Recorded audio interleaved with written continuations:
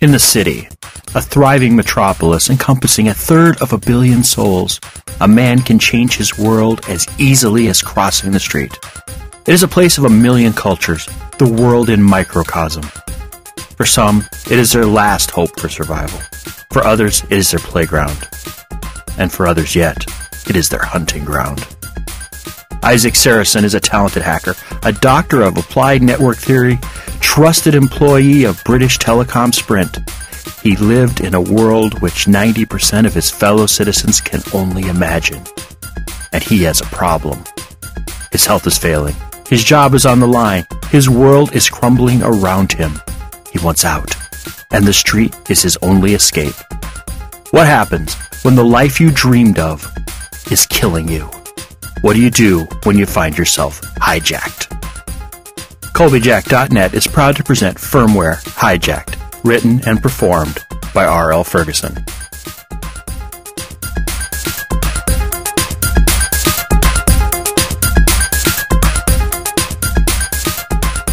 Firmware, Hijacked, Episode 13, 22.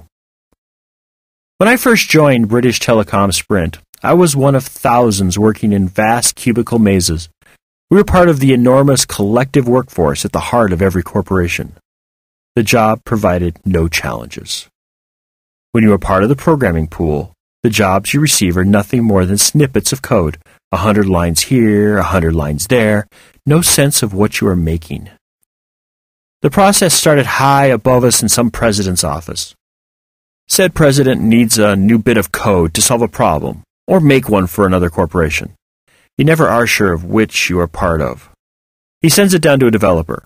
The developer picks anywhere from 3 to 6 departments. The trick is to make sure any single department head didn't have enough of the puzzle to figure out what is going on.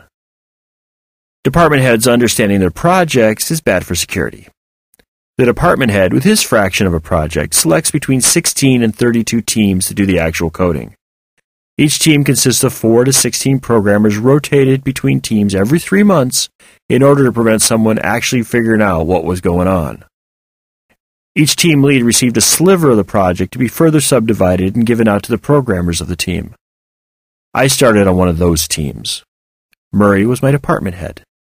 From the day I was hired until my promotion to Murray's special team, I only saw Murray twice. That was over a 3-year period. For 3 long years, I punched in at 8 and left at 5, never knowing what I was doing or why I was doing it. It wasn't all pain. The pay package allowed me to enjoy life in the manner I was raised. I was secure in knowing as long as I kept doing what I was doing, I'd have a nice, safe career well into my 10th decade. But that wasn't good enough for me. I'd pushed myself, studied when others partied, and performed illegal computer intrusion for trampy girls as a means to an end. I wanted to be the best. The man you came to when everything on your network was fried, the alien invaders were destroying the Earth, and you needed a super-powered wallop of geek foo. Damn it, I had a PhD in applied network theory, and here I was writing code so simple an undergrad could do it. I don't know if my performance slacked or spiked or whatever it is the system monitors on the teams in the cubicles, but somehow I caught the attention of Murray. Now, Murray and I have never been friends. He's too far up the 111th floor's anal orifice for my comfort. However, when he came down to my cube and asked me to lunch, I was speechless. If he had taken me into his office for a good scream ad, I could have handled that. Taking to lunch, on the other hand, was well out of my comfort zone. He took me to Alley View. Alley View is an impressive restaurant. Located atop the BTS Tower, Alley View presents its diners with the best view of the city possible. BTS Tower is the tallest building in the world. It towers above the skyline, its topmost mast a scant 20 yards past the 3-mile mark. When I received my PhD, my parents took me to Alley View. Actually, every time I had a birthday, good report card, or received a new certification, they took me there. Every time I'd been there had been at night. The view is incredible. To the east, you can see the ocean far beyond the boroughs. To the west, you can see the lakes, after which North and South Lake districts are named. To the north, the city fades into suburbs surrounded by first fields, then forest, and finally water again in the form of the northern lake, as the shore curved away to the northeast. To the south, the view is similar to the north, though instead of fading into a lake, the forests continue until the horizon swallows them in hazy green. At night, nothing exists except a carpet of lights running from the northwest to the southeast, fading to the north and south into final inky blackness. All this while you eat a meal, which costs more than a month's rent in some districts of the city, in a restaurant which rotates at one revolution every 10 minutes. Beneath you, arrayed as far as the eye can see, is the only complete view of the city, a view devoid of all the imperfections and disappointments of life, a view which hides the ugly and reveals the wondrous realm known as the city in its entirety. If the sight of the lights didn't impress you, the fact that stretched out below you was over 250 million city dwellers should, each with a shittier view than you had at that moment. Once, while waiting in the bar for a table, I heard a patron mention that Alley View had 2 menus, one with prices and one without. This was the first time, but not the last, that I saw the priceless menu. I had something claiming to be sea lion steak. Murray had tuna steak. Neither item is on the menu with prices. Murray ordered a bottle of wine, Margaret Red Semillon Sauvignon Blanc, a truly rare wine, as wildfires destroyed the vines of southwest Australia a decade previous. The wine was a light straw green with a balance of fruit flavors and aromas with a definite oak infusion. Very good wine. I highly recommend it. Though when I attempted to buy a bottle later, my jaw dropped when I saw the price. We enjoyed our wine and the view. Murray chattered about his pugs and his children. I laughed at the appropriate places and nodded in fake understanding. Over our meal, Murray started the courtship. He commented on how exacting my work was, how little revision was needed on even the toughest assignments. I thanked him, wondering what I had done to earn a meal worth a month's salary. Then he asked, "Are you happy?" "I have nothing to complain about." That isn't what I asked. Maybe I should have asked, "Do you find your current workload challenging?" I leaned back and thought about my job. Of course it wasn't challenging. Only a complete idiot would find it challenging. Could I actually say that to Murray? Murray interrupted my thoughts. "I wouldn't have invited you here if I didn't want to know the truth." I swallowed hard. "My daily tasks aren't challenging. In fact, based on the interview exam, I expected to be doing something truly difficult, groundbreaking even." Murray smiled. "That is exactly what the system has been telling me for the last 3 months. Your talents are wasted in your current position. What would you say if I said I had a special team with an opening?" Don't answer yet. This team works on complete systems. The programmers are expected to master the systems they work on, to learn everything about the process, and to design unique solutions to complex problems with minimal oversight. Sounds like an incredible offer. Where do I sign? I later learned that minimal oversight was a gross misrepresentation. By then, I couldn't do anything about it.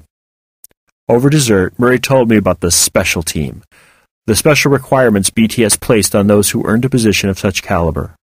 I didn't care. I was out of the kiddie pool and on my way to Adult Swim. In retrospect, I should have turned him down. It would have been better for my long-term prospects. 23. The engagement dinner flowed past me in a blur. I can't actually remember seeing Nona from the time we arrived to the moment we stood before the gathering making our commitment. I remember thinking there was no difference between joining the Lamediza family and joining the high technological priesthood at BTS. Each organization offered benefits to those loyal to it, carrots to keep the workers in line, signing bonuses to needed talent. Each organization also had a code of conduct. Sticks used to keep the unruly in line. Correction matched to the level of trust. At BTS, I was at the height of trust. While I might have only been a programmer, not an executive with a corner office, I was both more important and more dangerous than all but the highest corporate officers. While an officer could steal a few bucks, trade a few secrets, pad their pockets with no-bid contracts, I had the power to destroy BTS. My team operated deep in the guts of the network. Our security clearances were well above the network administrators. There was not a subsystem anywhere in the company we couldn't access. The moment I understood the level of trust BTS placed in me was the day I was given the task to streamline the data flow for BTS's central data center. It is impossible to understand the amount of data that passes through that node every second of every minute of every day. Imagine, if you can, the number of stars in the heavens, which of course is impossible, as there are over a septillion stars. That's a 1 with 24 zeros after it. Now stretch your imagination a bit more and think of each star as an hour of the most unbelievably high-definition video. The central data center could move over 1 million hours of video a second to each and every resident of the city. That is over 1 million stars a second. In 100 years, if the system didn't expand, every star in the universe could be passed through the network. Enough video to record, if each camera only covered a single square foot of the Earth, everything that happened for the last 20,000 years. To think it would only take 100 years to copy it, and that was 3 years ago. I think they have it down to 50 years now. There I was, in the guts of the BTS Central Data Center. Any mistake carried the risk of crippling a network connecting over 1 billion fellow humans, when it struck me how delicate the system was, how much trust was being placed in me, how easy it would be to flip a couple switches and isolate 1 billion customers from their social network updates, their ambulance calls, or their video games. I knew that day how God felt. Infinite power, no desire to use it for the fear souls uncounted would suffer. Someone bumped my elbow. It was then I realized I was robo-greeting. I moved from group to group, table to table, shaking hands, receiving accolades, forgetting names the minute I stepped into a new group. I heard my name called over the public address system. Everyone's eyes were on me. The voice on the mic sounded concerned. Come to think of it, I think the voice on the mic had been calling for me for quite a while. I still hadn't absorbed my alias as my identity, especially when the name Abramidiza followed it.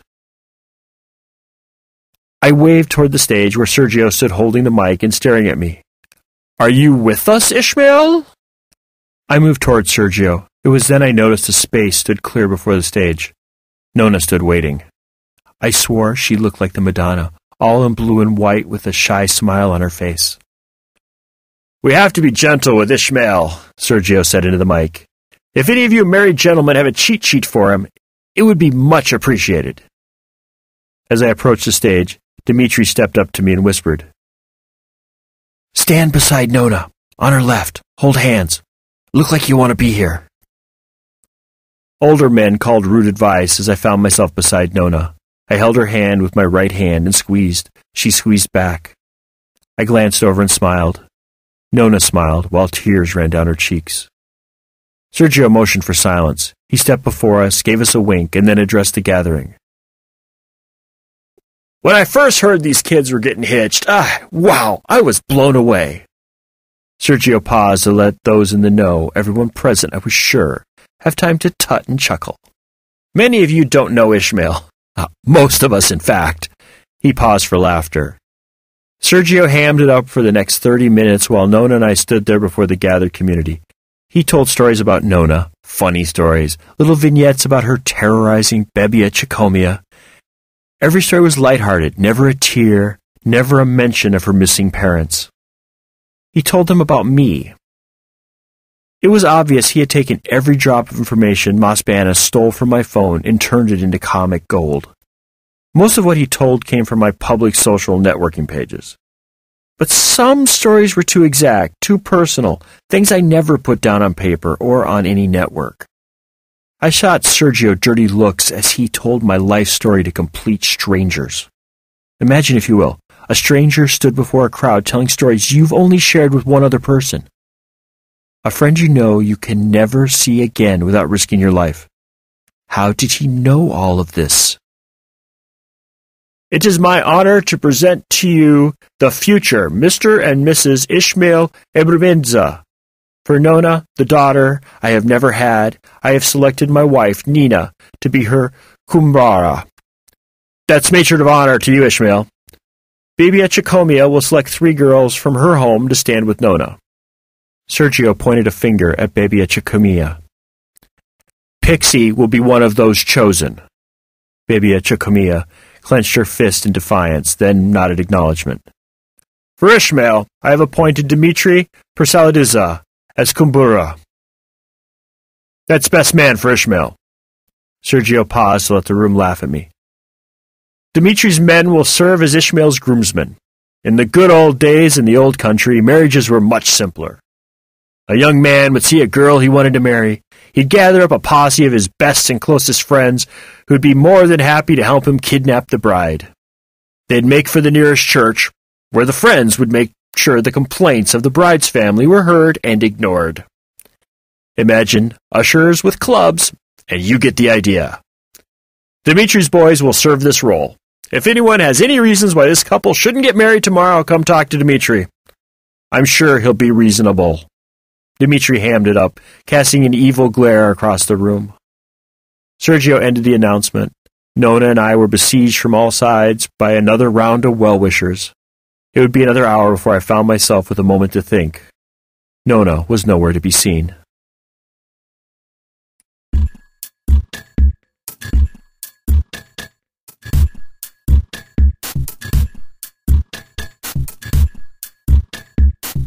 This work is released under Creative Commons Attribution, Non-Commercial, Share-alike license.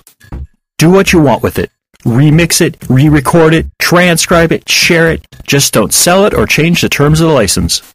Your creation must be released under an Attribution, Non-Commercial, Share-alike license. Thank you for listening and have a nice day.